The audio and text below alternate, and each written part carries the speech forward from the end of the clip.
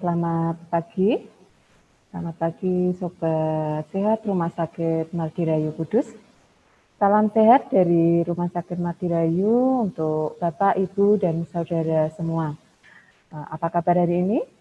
Semoga senantiasa dalam keadaan sehat dan bahagia tentunya. Terima kasih atas partisipasi Bapak, Ibu, dan Saudara semua yang saat ini telah bergabung kembali pada acara webinar Sabtu tanggal 10 April tahun 2021.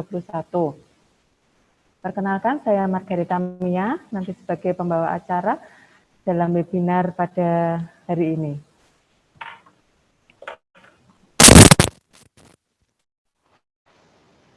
Baik, untuk tema webinar kali ini sangat menarik, yaitu diambil tema mengenal terapi penghilang nyeri tanpa nyeri dan operasi. Jadi ini sangat menarik sekali, di mana hari ini narasumber pada pagi hari ini adalah Dr. Agustinus Juardi, spesialis anestesi. Beliau merupakan dokter spesialis anestesi di Rumah Sakit Mardirayu Kudus. Baik Bapak Ibu Saudara, selain melalui Zoom, webinar ini juga bisa diikuti atau disaksikan melalui channel YouTube Rumah Sakit Mardirayu. Sebelum kita mulai untuk acara webinar pagi hari ini, Bapak Ibu dan Saudara semua, saya akan sampaikan peraturan dan tata tertib untuk webinar kali ini, pagi hari ini. Kami sampaikan dalam acara webinar ini, kami tetap melakukan protokol kesehatan. Kami tetap memakai masker karena kami berada dalam satu ruangan. Kemudian Bapak Ibu Saudara yang bergabung dengan webinar, peserta webinar ini, kami harapkan untuk menggunakan nama asli, jadi bukan nama perangkat. Jadi Bapak Ibu yang belum diganti untuk nama asli, supaya silakan nama akunnya diganti dengan nama asli, jadi tidak menggunakan nama perangkat. Kemudian peserta berpakaian rapi dan sopan. Kemudian tanya jawab akan dilakukan setelah pemaparan materi selesai. Bisa menulis dalam kolom chat baik yang ada di Zoom maupun di channel YouTube. Untuk sementara ini saat pemaparan chat akan kami nonaktifkan dan akan diaktifkan kembali saat sesi tanya jawab. Untuk pagi hari ini moderator kita adalah Dr. Teresa Nadia Iriani. Biasa kita sapa dengan Dr. Tere. Dr. Tere ini lahir di Jakarta tanggal 14 September tahun 1994. Beliau beralamat di Muria Indah, Blok G, nomor 581 Kudus. Kemudian pendidikan beliau dari SMA Kristen Satya Wacana Salatiga tahun 2009 sampai 2012. Satu Fakultas Kedokteran Universitas Kristen Duta Wacana Jakarta tahun 2012 sampai 2018. Riwayat pekerjaan beliau merupakan dokter RSUD Suwondo Kendal pada tahun 2018 sampai 2019. Kemudian menjadi dokter umum di Rumah Sakit Mardirayu Kudus dari tahun 2019 sampai dengan sekarang. Dr. Teresa akan memandu webinar hari ini dari awal sampai akhir bersama narasumber yang handal dan berkompeten tentunya dalam pengalaman untuk penanganan intervensi nyeri, yaitu Dr. Agustinus Juardi, spesialis anestesi. Baik, tanpa berlama-lama saya persilakan untuk Dr. Teresa memandu jalannya webinar pada pagi hari ini.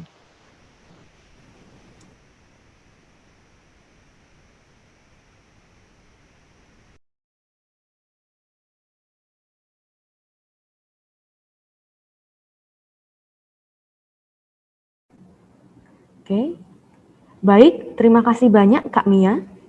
Selamat pagi Bapak, Ibu, dan teman-teman sekalian. Terima kasih telah bergabung dalam live webinar Rumah Sakit Madirahayu pada hari Sabtu tanggal 10 April tahun 2021. Tema yang diambil pada live webinar kali ini, seperti yang sudah disampaikan oleh Kak Mia, adalah mengenai terapi penghilang nyeri, tanpa nyeri maupun operasi. Nah, bagaimana caranya? Untuk membahas hal tersebut lebih dalam, telah hadir bersama kita dokter spesialis anestesi dari Rumah Sakit Madirahayu Kudus yang awet muda dan penuh semangat. Saya akan bacakan CV lengkap beliau.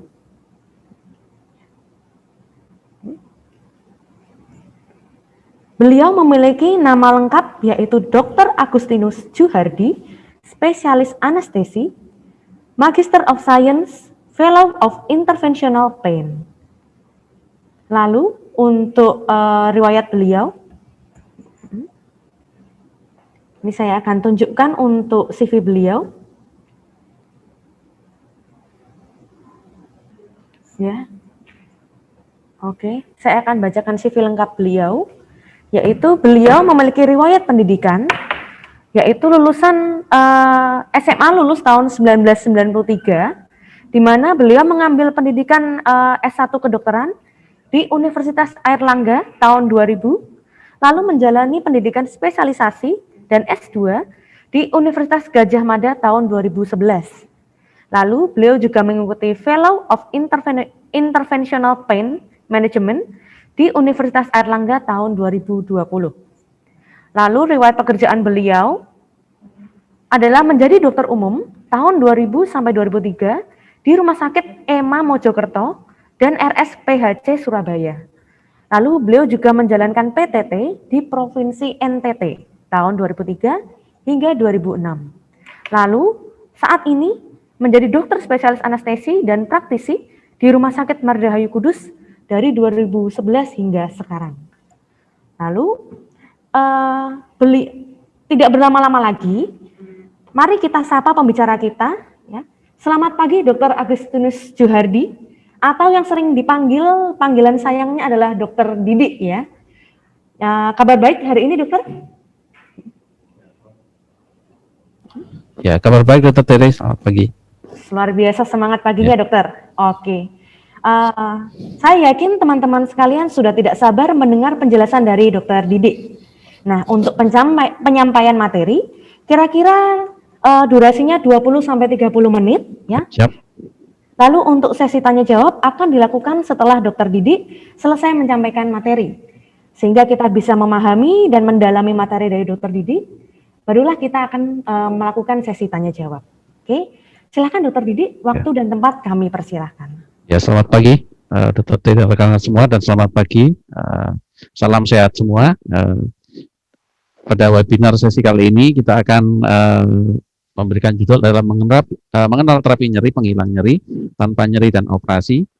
Di mana kita tahu bahwa nyeri ini sebenarnya seperti gunung es, ya, fenomena gunung es, di mana hanya kelihatan kecil saja di ujungnya, tetapi di bawahnya ya, dia sangat-sangat besar. Jadi kita tahu selama ini nyeri kadang-kadang masalah, oh aku nyeri pegel encok, tahunya kan gitu. Jadi pada sesi webinar ini kita akan memberikan suatu pengertian yang dalam bahasa awam. Jadi saya akan berusaha memperkenalkan sederhana mungkin dari webinar kali ini.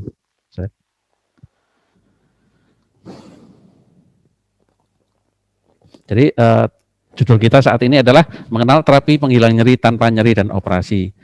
Di mana kita selama ini tahu bahwa nyeri adalah suatu sensasi yang tidak menyenangkan secara sensorik dan secara emosional.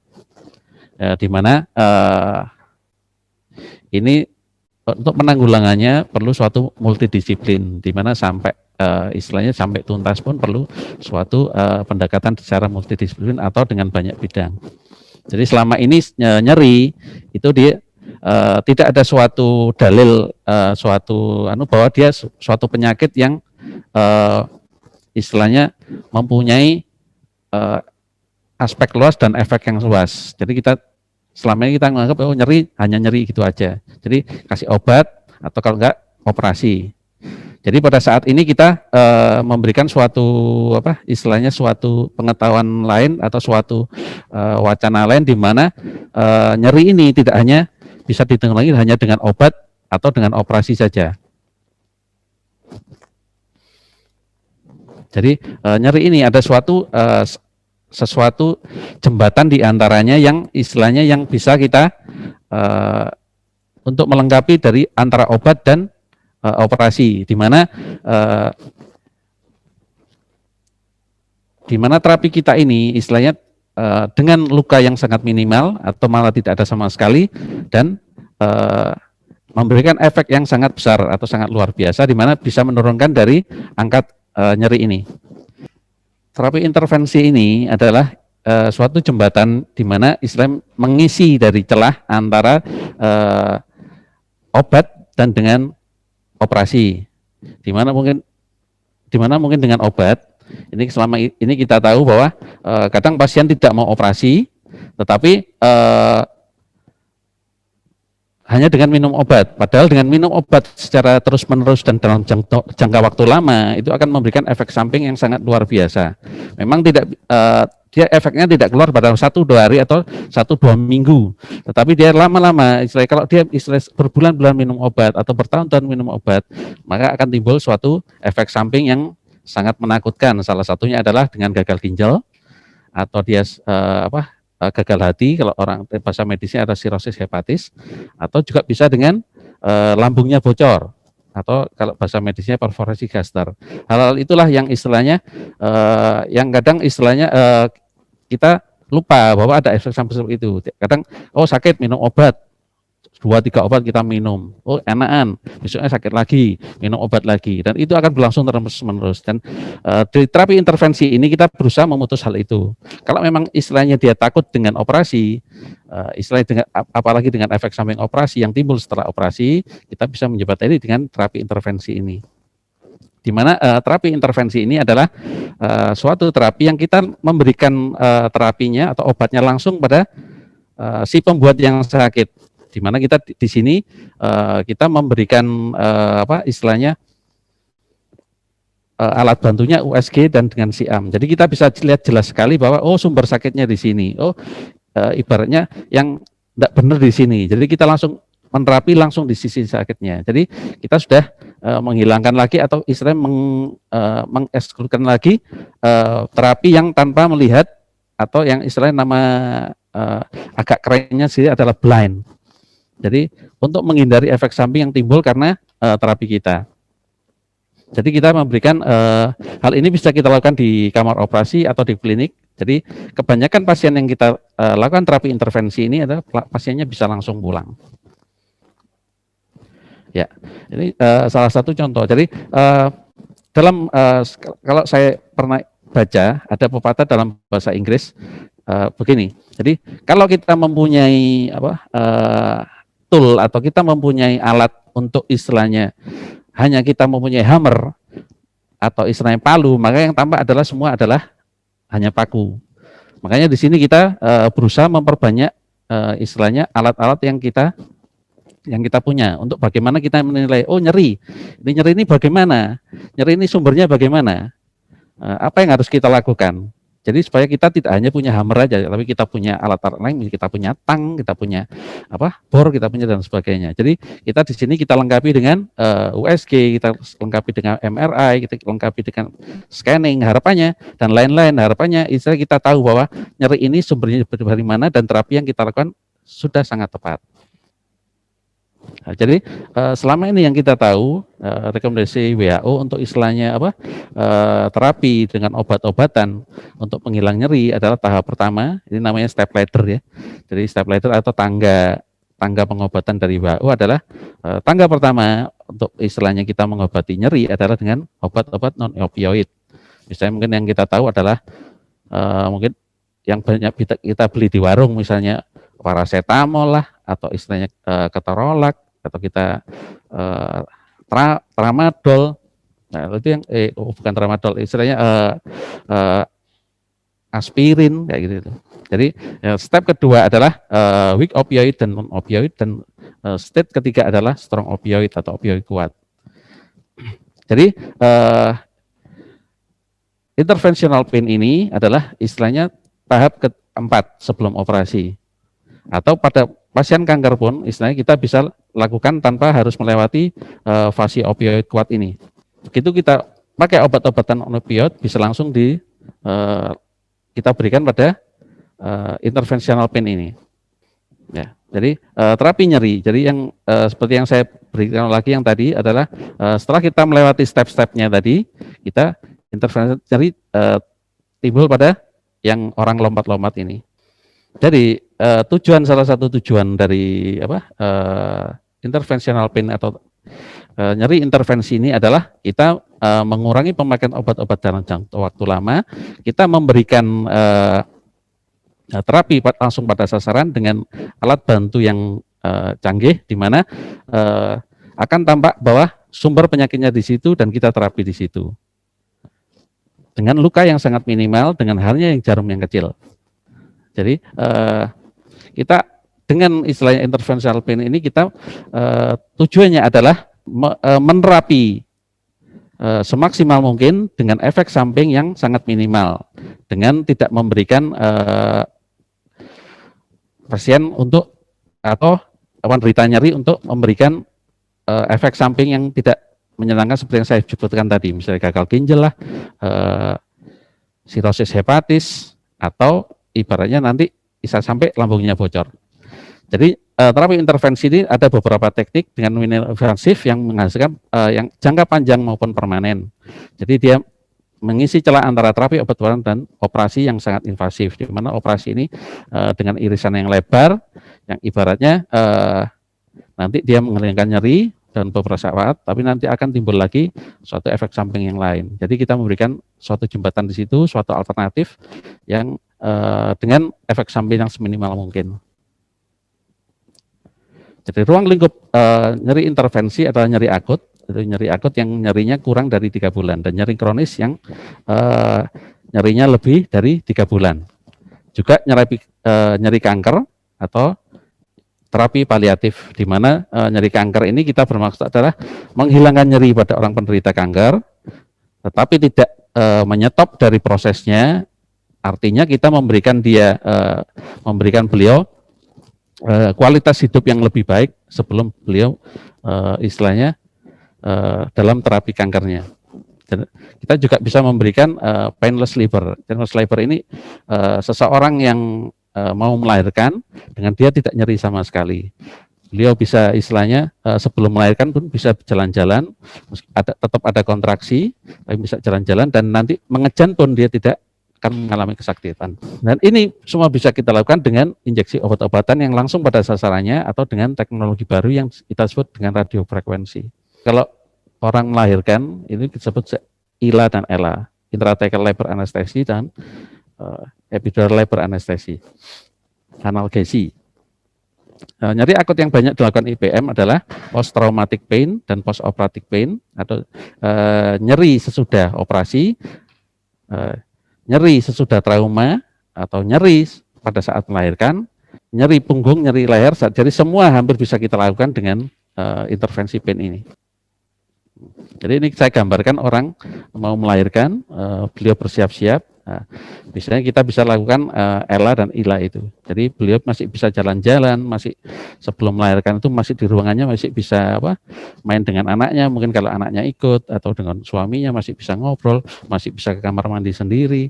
Meskipun beliau kontraksi masih bisa dilakukan semua sendiri tanpa merasakan rasa sakit. Pada kasus-kasus orang tua di mana dia nyeri di pundaknya, biasanya untuk gerakan saja, untuk digerakkan saja sangat-sangat sakit sekali. Kadang dengan obat pun ibaratnya tetap tidak membantu. Jadi harus kita lakukan interventional pain ini atau nyeri intervensi ini, terapi intervensi nyeri. Jadi nyeri kanker, nyeri yang sangat-sangat sakit, di mana kadang ini merupakan suatu efek samping dari sakit kankernya ini. Jadi kadang beliau dengan opioid pun atau dengan obat-obat morfin yang kuat, obat-obat narkotika yang kuat ini tetap tidak bisa membantu. Jadi bisa kita selesaikan dengan nyeri intervensi ini. Pernah ada seorang pasien Beliau itu menderita kanker sampai istilahnya beliau memakai obat-obat narkotik itu sampai dosis tinggi, di mana akhirnya beliaunya ngantuk terus, tidak bisa aktivitas apa-apa, sampai makan pun harus didulang, harus disuapi. Jadi beliau mengeluhkan kasus seperti itu. Jadi kualitas hidupnya sangat-sangat tidak baik, padahal beliau ingin di sisa hidupnya waktu itu beliau ingin ibaratnya dia bisa istilahnya menikmati hidupnya sebelum masa akhir hayatnya. Jadi itu ya bisa kita bantu juga di pain intervensi ini atau di terapi intervensi ini. Nah, jadi ini salah satu dari terapi dari terapi kanker kita. Jadi kita blok seleknya. Jadi dengan jarum-jarum kecil aja. Jadi kita bisa membantu menghilangkan sekitar 3 sampai 1 tahun untuk istilah menghilang nyeri kankernya. Jadi pasien-pasien klinik nyeri ini adalah nyeri-nyeri yang pada umumnya nyeri sendi, nyeri otot, nyeri punggung bagian bawah biasanya. Jadi yang kasus yang paling banyak ada nyeri punggung dan nyeri sendi. Sakit kepala pun ada. Jadi bisa kita bantu nyeri leher yang menetap dan nyeri kanker yang tidak hilang dengan obat-obatan. Jadi seperti yang dijelaskan di video di depan bahwa nyeri kanker ini tidak bisa dioperasi. Biasanya dengan obat-obatan yang istilahnya akhirnya menyebabkan karena dosisnya tinggi menyebabkan efek samping yang lain. Dan istilahnya kualitas hidupnya juga tidak membaik. Jadi dengan terapi intervensi ini kita mendorong pasien untuk istilahnya dia tidak nyeri lagi dan malah ibaratnya dia bisa menikmati hidup di sisa akhir hidupnya. Jadi, kapan pasien dirujuk ke klinik nyeri? Jadi lama nyerinya bisa 3 bulan, istilahnya dengan obat-obatan medikamen atau dengan medik tidak membaik. Tidak ada kelumpuhan dan kelemahan otot, dan lokasi nyeri bisa dimanapun bisa kita terapi. Jadi salah satu indikasi operasi adalah dia sudah mengalami kelumpuhan atau dia ada gangguan di sensoriknya. Itu kita tidak bisa menyelesaikan, jadi harus kita operasi kalau dengan itu. Tapi selama itu tidak ada, bisa kita selesaikan di klinik nyeri. Jadi moda terapi yang kita miliki adalah minimal invasif dengan radiofrekuensi, dengan guiding USG, dengan SIAP. Bisa kita blok atau sarafnya kita blok sarafnya, jadi untuk menghilangkan nyerinya, atau dengan blok neuroaksial, dengan epidural, seperti yang ILA-ELA tadi, dengan PCA atau Position Control Analgesi. Jadi pasiennya bisa kita buat pasiennya bisa mengontrol nyerinya sendiri. Misalnya dia nyeri, dia mencet, akan hilang. Tapi kalau dia merasa nyeri akan mencet. Tapi ada dosis maksimalnya bisa kita atur seperti itu. Jadi ini salah satu gambaran di mana kita menerapi intervensi nyeri dengan guiding USG, di mana akan tampak di situ bahwa yang sakitnya di mana. Terus kita terapi di sisi yang sakitnya. Kita di sini juga istilahnya kita menerapi dengan juga istilahnya kita melibatkan keluarga. Jadi di pain klinik kita pasang di televisi, keluarga kita ajak masuk. Jadi sambil kita tunjukkan ke pasien maupun ke keluarga bahwa nyerinya di sini. Nanti kita injeksinya di sini. Jadi bisa keluarga dan pasien bisa melihat langsung apa yang kita lakukan. Jadi sambil kita nanti bisa diskusi apa yang akan setelah selesai dilakukan, apa tindakan selanjutnya bisa kita pantau di situ. Jadi pasien dan keluarga bisa lihat langsung. Jadi yang kita USG-kan apa? Ini kita jelaskan. Jadi ini otot ini, ini sendi ini, nanti obatnya masuk di sini, tujuannya untuk ini, nanti bisa kita jelaskan di situ. Jadi kelebihan dari nyeri intervensi ini kita bisa melihatkan keluarga, kita bisa melibatkan keluarga di situ. Jadi keluarga puas, pasien puas, jadi kita bisa saling membantu untuk menghilangkan nyeri dari pasien tersebut. Nah ini salah satu intervensi nyeri dengan guiding SIAM. Jadi biasa kita lakukan pada nyeri-nyeri di tulang belakang, dari leher sampai tulang belakang yang paling bawah pun bisa kita kerjakan di sini. Kita bisa dengan obat-obatan yang istilahnya kita suntikkan langsung di situ, atau dengan radiofrekuensi. Ini yang alat baru di mana istilahnya memang belum banyak istilahnya rumah sakit atau banyak orang tahu bahwa ada alat seperti ini yang memang masih jarang populasinya. Kita di sini sudah mempunyai, jadi kita bisa melakukan banyak pilihan yang bisa kita lakukan di sini untuk menghilangkan nyeri yang diderita oleh pasien. Jadi seperti yang saya jelaskan tadi, jadi selamat tinggal tindakan yang tanpa guiding, di mana tindakan yang seperti gambar ini tanpa tanpa panduan dari USG atau tanpa panduan dari SIAM, saat kita melakukan terapi ini akan menyenggol yang lain-lain. Jadi dengan panduan USG atau dengan SIAM kita meminimalkan dari efek samping yang kita lakukan sesudah tindakan. Nah ini saya kasih contoh bahwa kadang dengan pola hidup kita, dengan istilahnya dengan kebiasaan kita itu menyebabkan sesuatu yang bisa menghasilkan nyeri. Jadi seperti ini. Jadi saya contohkan orang-orang yang yang gemuk itu akan bisa menyebabkan nyeri yang akan timbul dengan sendirinya karena memang postur kita. Nah ini plantar fasciitis karena kebiasaan hidup kita. Jadi karena mungkin di pekerjaannya memerlukan dia harus berdiri lama, terus dengan sepatu yang tidak anatomis atau yang bantalannya dia keras akan menyebabkan plantar fasciitis. Jadi biasanya keluarnya di telapak kaki ini. Jadi dia kaku terutama pagi hari terus nyeri sekali, dia bisa hilang timbul. Kita bisa selesaikan di intervensi nyeri ini tanpa dia harus minum obat sesudahnya. Atau sacroiliac joint jadi nyeri di tulang panggulnya. Ini terutama kalau istilahnya duduk berdiri atau istilahnya dia pada saat berjalan dia akan nyeri di situ. Jadi kita bisa juga selesaikan dengan panduan SIAM atau dengan panduan USG. Jadi ibaratnya setelah dia kadang kalau orang nyeri ini dia akan trauma. Kalau saya duduk itu nanti akan sakit sekali. Jadi kadang terus kalau mau duduk itu dia stres atau dia mau perjalanan jauh dia stres. Karena bakal nanti sakit sekali apalagi dari duduk ke berdiri. Jadi kita bisa menanggulangi nyeri seperti itu. Ya, ini gambaran kita memberikan terapi yang dipanggul tadi. Kita hanya dengan jarum kecil ini aja. Kita akan menghilangkan nyerinya sesudahnya. Jadi nanti akan terasa sekali bedanya antara sebelum disuntik sama sesudah di terapi. Nah ini yang piriformis yang dipanggul juga biasanya di lipatan pantat biasanya sakitnya, terutama sakit saat berjalan atau berdiri. Jadi, kita bisa selesaikan juga dengan panduan USG. Nah ini nyeri pinggang, kadang orang bilang encoan salah satunya, kita bisa selesaikan juga dengan bantuan SIAM atau dengan bantuan USG. Jadi selama ini kita tidak sadar bahwa encoan akhirnya minum jamu, tiap minggu ke warung jamu minum obat, minum jamu, akhirnya lama-lama timbul gejala yang lain, ternyata itu harus gagal ginjal atau malah perforasi gaster. Nah, nyeri panggul kadang-kadang pada seorang habis melahirkan atau dia habis kecelakaan atau istilah dia habis olahraga misalnya kena sliding, kena ibaratnya dia main sepak bola, jadi kita bisa selesaikan tanpa memang kalau dia tidak indikasi operasi kita bisa hilangkan nyerinya dengan intervensi ini.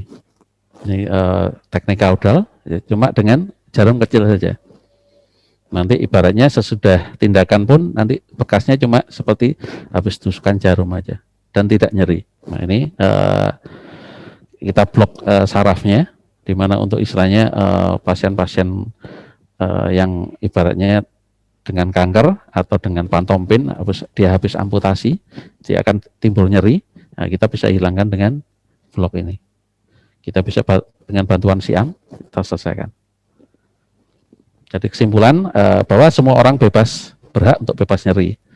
Jadi pengobatan nyeri meliputi obat, teknik non intervensi, misalnya dipijat atau dengan ibaratnya dikerik, orang awam misalnya bilangnya kerokan, itu teknik non intervensi nyeri dan teknik intervensi nyeri yang kita perkenalkan di sini dan operasi.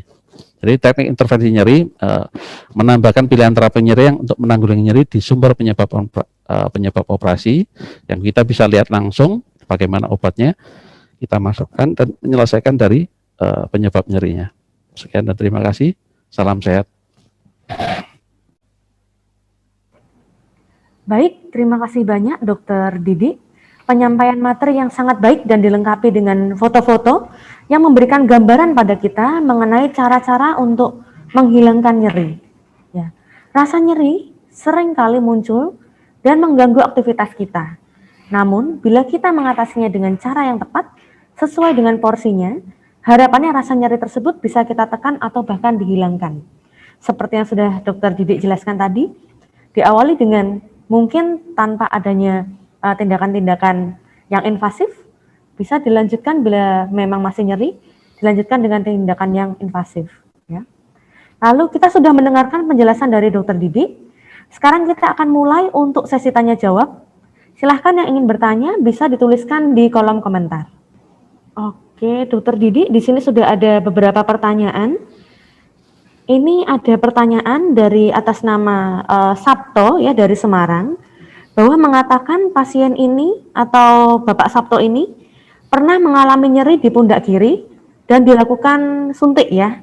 Lalu dikatakan sembuh atau mungkin nyerinya menghilang. Apakah cara yang sekarang kita jelaskan ya tadi yang sudah Dokter Didi paparkan sama dengan yang mungkin Bapak Sabto alami ya dalam 10 tahun terakhir? Ini dari pertanyaan Bapak Sabto, mungkin Dokter Didi bisa memberikan penjelasan kira-kira apakah 10 tahun yang lalu caranya sama seperti yang tadi Dokter Didi jelaskan. Ya, silakan Dokter Didi. Ya, terima kasih Bapak Sabto. Jadi ini saya jelaskan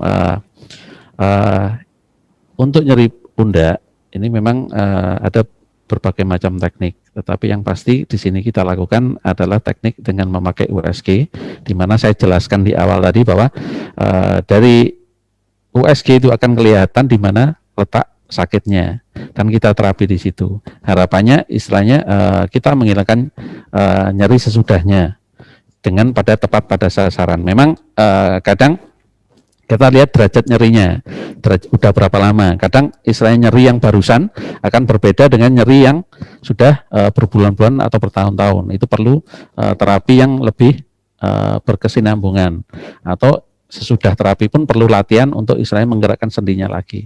Jadi biasanya kita bekerja sama dengan multidisiplin. Kadang istilahnya kita setelah kita lakukan terapi, kita rujuk ke rehab medis untuk istilahnya melatih sendi-sendinya yang sudah kita buka tadi. Jadi ibaratnya supaya tidak mengunci lagi. Jadi apa yang sudah kita buka sudah tidak terkunci lagi dengan kita limpahkan ke teman-teman sejawat dari rehabilitasi medik untuk melatih sendi itu supaya tidak mengunci lagi. Begitu Pak Sabto, mungkin yang bisa saya jelaskan. Terima kasih. Oke, baik, penjelasan yang sangat baik dari Dokter Didi ya. Lalu di sini ada pertanyaan lagi Dokter atas nama Heru Himawan ya. Ini apakah trigliserid yang tinggi dan berat badan yang berlebihan dapat menyebabkan nyeri punggung yang berkepanjangan? Ya silakan Dokter Didi memberikan penjelasan. Kalau nyeri punggung itu misalnya kan kita sebelum memutuskan memang sebaiknya kita periksa dulu ini penyebabnya, karena nyeri punggung itu banyak sekali penyebabnya. Bisa dari istilahnya bisa dari posturnya, bisa dari ototnya, jadi bisa dari sendinya, bisa karena riwayat dari riwayat dari trauma, mungkin waktu berapa lalu trauma, atau bisa juga dari pola hidup kita. Kalau dari TG itu tidak bisa menyebabkan nyeri punggung yang berkepanjangan. Jadi itu perlu kita periksa lebih lanjut. Jadi monggo istilahnya kalau mau berkonsultasi, datang saja ke klinik nyeri Rumah Sakit Martirayu, nanti kita jelaskan sambil kita perlihatkan bahwa jadi nyeri punggungnya ini asalnya dari mana. Jadi supaya kita tidak selama ini kita mendapat informasi, oh mungkin karena ini. Jadi kita bisa jelaskan dan kita gambarkan di situ dengan jelas, di mana nanti Pak Heru bisa tahu bahwa oh penyebab nyeri punggung saya seperti ini. Begitu Pak Heru, terima kasih. Ya, baik sekali dari Dokter Didi. Penjelasan Dokter Didi tadi juga menjawab pertanyaan dari atas nama Ria Angeliva ya. Pertanyaannya kurang lebih sama, kira-kira nyeri yang di punggung itu bila tidak ada kejadian seperti jatuh maupun kecelakaan, kira-kira asal dari mana? Tadi Dokter Didi sudah menjelaskan, bisa dari postur ya, bisa dari memang ada penyakit-penyakit bawaan. Untuk lebih jelasnya kira-kira disebabkan oleh apa, bisa datang ke klinik nyeri ya, agar bisa mengetahui penyebab pastinya dan ditangani sesuai dengan penyebabnya. Oke, lalu ini ada juga pertanyaan dari atas nama Retno Ningsih ya. Apakah pada terapi nyeri intervensi pasien perlu untuk puasa? Dan apakah ini perlu pembiusan? Ya, silakan Dokter Didi. Ya, terima kasih Bu Retno. Jadi untuk terapi intervensi ini seperti yang saya jelaskan di depan tadi, memang biasanya kebanyakan pasiennya bisa langsung pulang. Artinya pasiennya tidak perlu pembiusan dan tidak perlu puasa. Jadi pasien langsung dari rumah bisa, setelah selesai kita terapi, bisa malah bisa kadang bisa jalan sendiri, bisa lompat-lompat sendiri langsung. Jadi tidak perlu pembiusan. Jadi ini jadi lebih simpel. Jadi berbeda dengan operasi. Jadi tidak perlu pembiusan. Jadi nanti kita kalau perlu kita injeksi dengan lokal aja. Pasien bisa langsung pulang, bisa jalan sendiri. Kadang nggak perlu pakai kursi roda. Jadi istilahnya datang, pulang juga malah kualitasnya akan lebih baik sebelum pada saat datang. Itu terima kasih. Oke, baik sekali Dokter Didi. Lalu ini pertanyaannya cukup banyak ya Dok ya. Sepertinya memang teman-teman ini mungkin sangat tertarik dengan materi kita ya, karena memang nyeri itu selalu kita hadapi sehari-hari ya. Apalagi yang mungkin lanjut usia atau yang berbeban berat ya. Jadi ini ada juga pertanyaan dari Dokter Wada ya, injeksi lidokain dan kortikosteroid lokal di daerah nyeri bisakah dipakai dokter? Monggo silahkan dijelaskan. Jadi ini orang medis sepertinya, jadi saya jelaskan juga lebih mendetail sih. Jadi lidokain dan antiinflamasi bisa kita terapkan di situ, asal dengan hati-hati. Maksudnya inflamasi kortikosteroid ini sebenarnya kita untuk mengobati inflamasinya, jadi radangnya gitu. Tetapi harus hati-hati karena sebaiknya pakai alat USG atau pakai alat bantu yang lain, karena bila steroid ini mengenai dari tendon itu akan menyebabkan hancurnya tendon tadi. Jadi bisa kita pakai selama dia di dalam otot. Ya. Jadi tidak pas pada tendonnya, jadi di ototnya saja. Itu terima kasih. Oke, baik sekali dari Dokter Didik ya menjelaskan mengenai pemberian obat-obatan lidokain dan kortikosteroid itu diberikan di daerah otot sehingga aman gitu Dok ya. Lalu ini ada juga pertanyaan dari atas nama Tri Harmoko. Ini mendapatkan salam Dok, semangat pagi, salam sehat ya. Salam sehat, selamat pagi. Mantap ya. Lalu di sini menanyakan mengenai untuk keluhan back pain ya. Jadi seperti dari tadi teman-teman kita menanyakan mengenai nyeri punggung ya. Ini kira-kira berapa lama intervensi medikasi yang diperlukan untuk menghilangkan peradangan ya dan nyerinya dokter. Lalu Bapak Tri Harmoko ini juga menanyakan kira-kira tren penghilang nyeri tanpa operasi ya. Ini sebenarnya juga orang medis ya, dengan aminoneurofrekuensi terapi, apakah sama dengan prosedur radiofrekuensi guard C-arm di klinik nyeri Rumah Sakit Margahayu Kudus? Silahkan Dokter Didik memberikan penjelasan. Ya, terima kasih Pak Triatmo. Jadi di sini kita memberikan terapi untuk low back pain, itu biasanya kita berikan satu kali aja, biasanya pasiennya sudah hilang nyerinya. Atau malah bukan hilang ya, istilahnya kita sangat-sangat mengurangi. Jadi mungkin awalnya dari nyerinya levelnya 8-9 bisa turun sampai 2-3 biasanya begitu. Dan radiofrekuensi ini yang kita pakai berbeda dengan apa tadi namanya? Aminoneurofrekuensi terapi dokter. Berbeda. Jadi kita di sini kita radiofrekuensi ini kita pakai yang pulse radiofrekuensi atau dengan radiofrekuensi. Jadi di mana kita pakai medan listrik untuk merubah cara kerja dari sarafnya. Jadi awalnya istilahnya dia menyebabkan nyeri, dan dia akan berubah menjadi tidak nyeri. Nah, mungkin bisa saya bantu jawab. Terima kasih.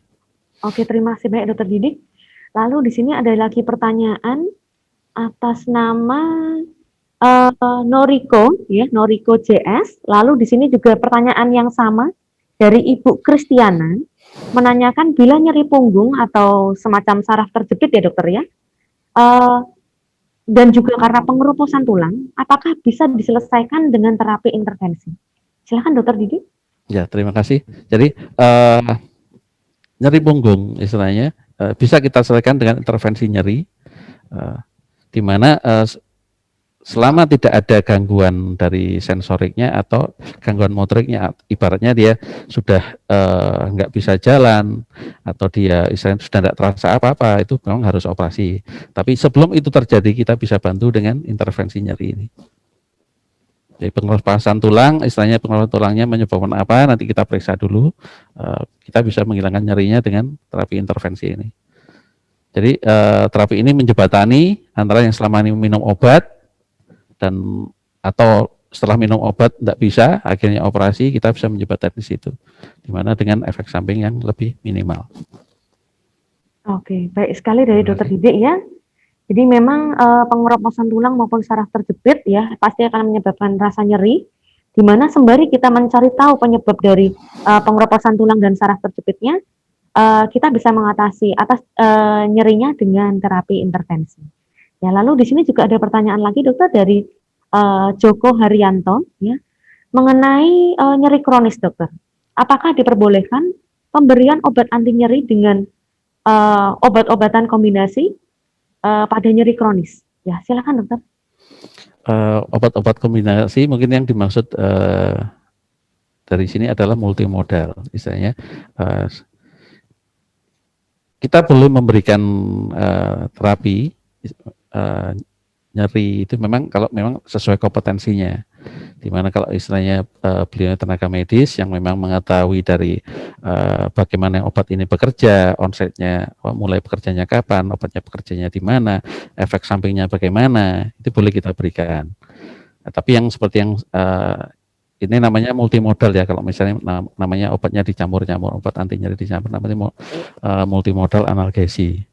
Kan ada beberapa obat yang analgesi, obat anti nyeri itu yang dia sifatnya kalau dikombinasikan dia akan berjalan simultan dan saling menguatkan. Jadi akan lebih besar efeknya pada nyerinya itu. Boleh aja diberikan. Misalnya sebatas itu tadi kita tahu bagaimana efek sampingnya dan obat ini bisa diberikan. Dan saran saya jangan terlalu lama karena pasti akan memberikan efek samping, apalagi dengan pasien-pasien yang usia tua di mana ibaratnya akan timbul efek samping yang lebih cepat terhadap pasien ini. Itu, terima kasih. Oke, terima kasih banyak Dokter Didi. Lalu ini ada pertanyaan lagi dari atas nama Yohana Kristina. Ini menanyakan dokter, kira-kira bila ada pasien dengan komorbid atau semacam pemberat nih dokter, seperti gula dan juga tekanan darah tinggi, kira-kira sebelum dilakukan terapi intervensi, apakah akan diperbaiki dulu untuk tekanan darah dan juga kadar gulanya, dokter? Lalu untuk tindakan intervensi sendiri, apakah ada efek sampingnya? Ya, silakan dokter Didi. Ya, terima kasih. Jadi untuk pasien-pasien yang punya komorbid, misalnya diabetes sama darah tinggi tadi, sebatas darah tingginya masih tidak tidak ganas ya dia, jadi tidak maligna, itu saya tidak perlu diperbaiki. Jadi terapi yang sebelumnya diteruskan aja, misalnya dia minum obat-obatan atau istilahnya dia kontrol ke dokter dan mendapat obat-obatan yang berkesinambungan, monggo diteruskan saja. Dan untuk diabetesnya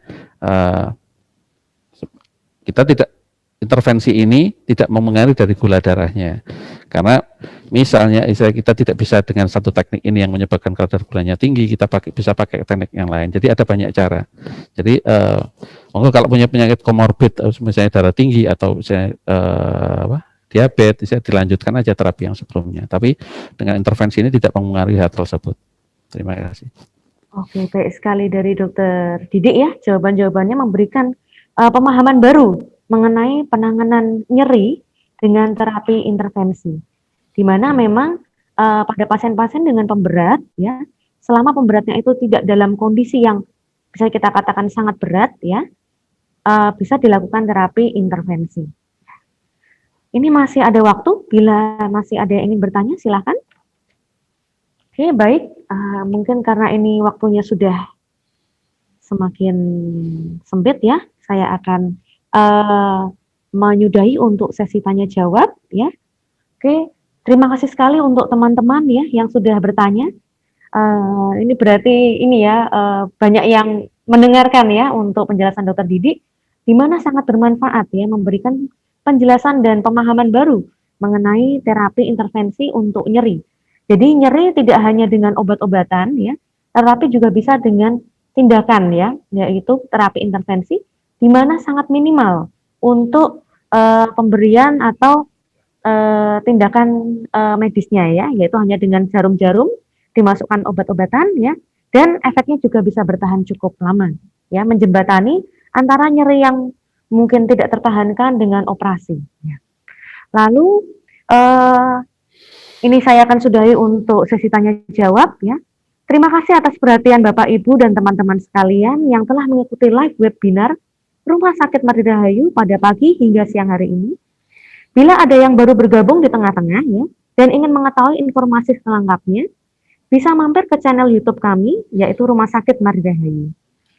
Terima kasih sekali lagi untuk Dr. Didi atas pemberian materinya.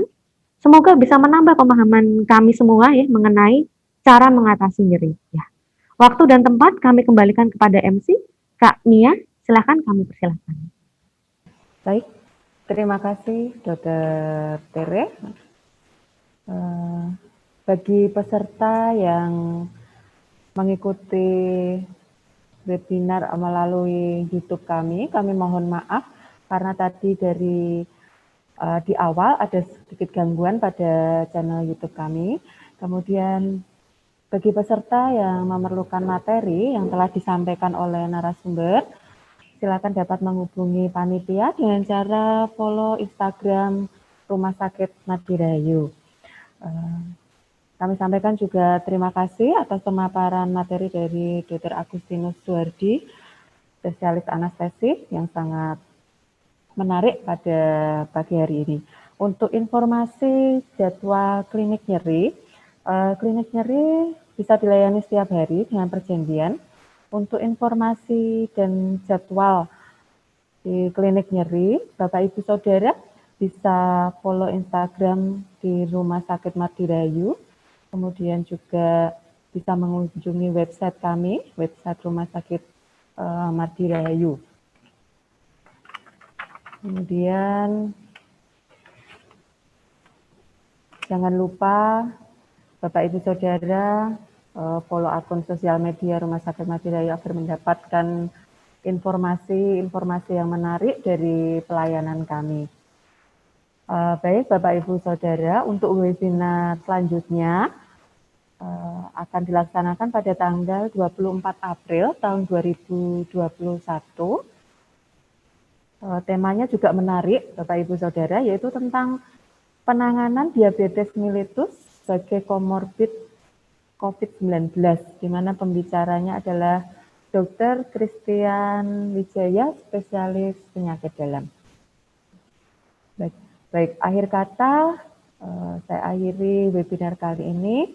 Mohon maaf apabila ada perkataan yang tidak berkenan, dan saya ucapkan selamat siang. Salam sehat selalu dari Rumah Sakit Martirahayu. Terima kasih.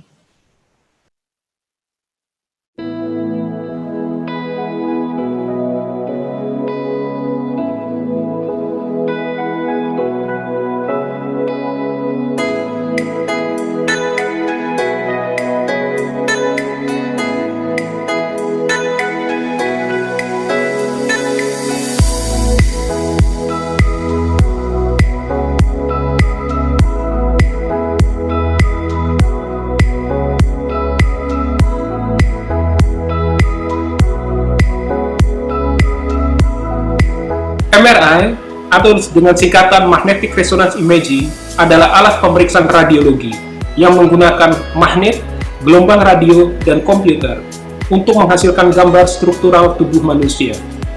Mesin MRI berbentuk seperti tabung yang dikelilingi oleh magnet melingkar yang besar. Dalam pemeriksaan MRI, pasien ditempatkan di tempat tidur yang kemudian dimasukkan ke dalam lubang magnet.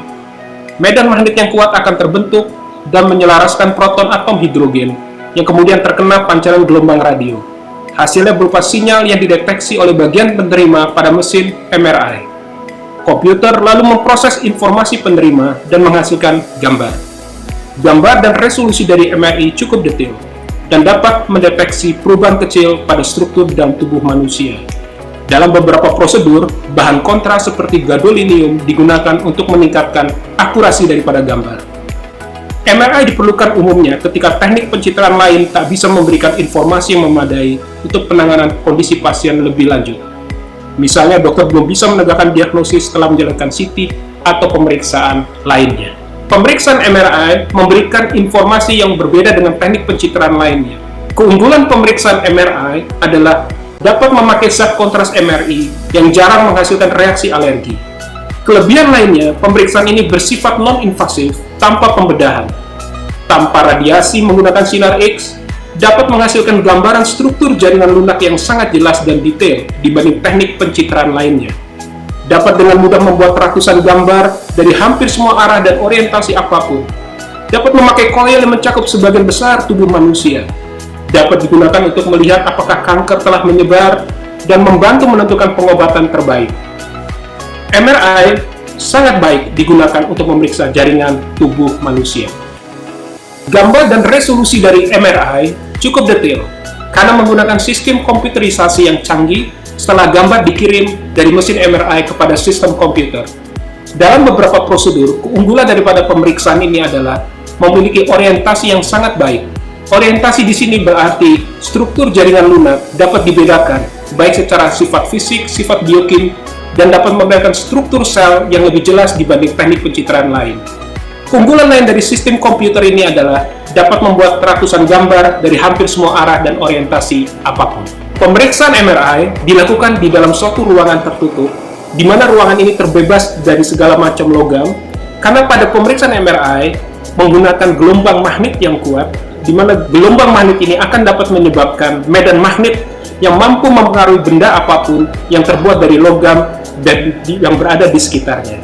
Maka, pemeriksaan MRI risikonya amat besar bagi pasien-pasien yang memiliki implan jantung, pasien-pasien yang memiliki implan logam yang dipakai pada tulang, pasien-pasien atau alat-alat yang mudah terbakar yang dapat masuk ke dalam ruang mesin MRI, alat-alat yang terbuat dari logam seperti gunting, obeng, dan juga pada alat-alat yang mengandung magnet seperti ID card, KTP, lalu juga ATM, dan sebagainya.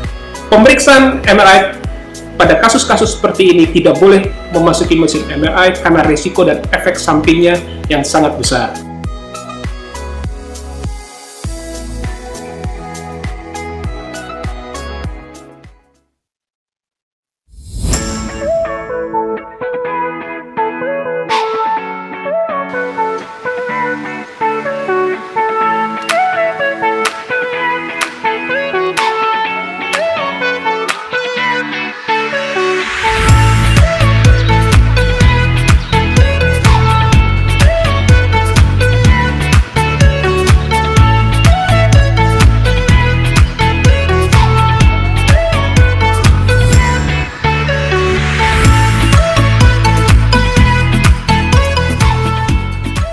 Semangat pagi, saya akan menjelaskan fasilitas terbaru Rumah Sakit Madirayu.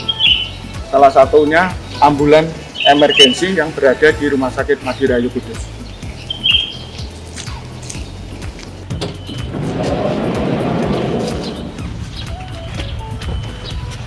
Ya, saya akan menjelaskan mengenai yang pertama tabung oksigen. Ya, tabung oksigen ada dua, ya, yang memiliki kapasitas 6 meter kubik dengan estimasi waktu pemakaian kurang lebih 3 jam pada setiap tabungnya. Selanjutnya infus pump, ya. Ini infus pump fungsinya memberikan cairan obat atau infus ke dalam tubuh pasien dengan perhitungan tetesan yang lebih akurat pada pasien yang memerlukan pengawasan ketat. Selanjutnya section. Fungsi jari section, ya, dapat membantu membersihkan dengan menyedot lendir, sekret atau cairan pasien yang dapat mengganggu jalan napas pasien. Selanjutnya defibrilator. Defibrilator ini sendiri fungsinya dapat digunakan pada pasien yang mengalami henti jantung yang memerlukan monitoring atau tindakan kejut listrik. Selanjutnya ventilator. Ventilator ini sendiri fungsinya untuk pasien yang mengalami henti nafas yang memerlukan bantuan nafas atau ventilasi mekanik. Selanjutnya monitor bedside. Fungsi dari monitor bedside ini sendiri untuk memonitor keadaan pasien dan tanda-tanda vital pasien dengan 5 parameter: tensi, nadi, suhu, pernapasan, dan saturasi O2. Selanjutnya syring pump, membantu dalam memberikan obat dengan aturan dosis secara ketat, secara terus-menerus, tanpa berulang kali melakukan penyuntikan. Dan ini yang alat yang tidak kalah pentingnya, ya, HEPA filter. HEPA filter di dalam ambulan emergensi ini tersedia dua. Pertama di dalam kabin ruangan ini sendiri dan kabin sopir. Ya. Di masa pandemi sekarang ini, dengan HEPA filter ini kita bisa lebih aman, terutama untuk petugas, pasien dan keluarga pasien, ya, dari infeksi. Ya. Jadi HEPA filter ini untuk menyaring udara yang berada di dalam ruang di kabin ambulan ini. Dan ini ada tas emergensi. Tas emergensi ini, ya, seandainya terjadi tindakan gawat darurat, tindakan emergensi yang berada di dalam pasien di dalam ambulan ini, ada obat-obat yang harus diberikan, semua tersedia lengkap di tas emergensi. Salah satunya ini ada SA, Debutamin, aminopilin, amiodaran, semua ada di sini. Dan perlengkapan untuk RW, ya, untuk jalan nafas. Dan apabila terjadi IPD gagal nafas, ya, perlu pemasangan intubasi juga ada berada di sini semua. Jadi kelengkapan semua yang untuk tindakan emergensi ada di tas emergensi.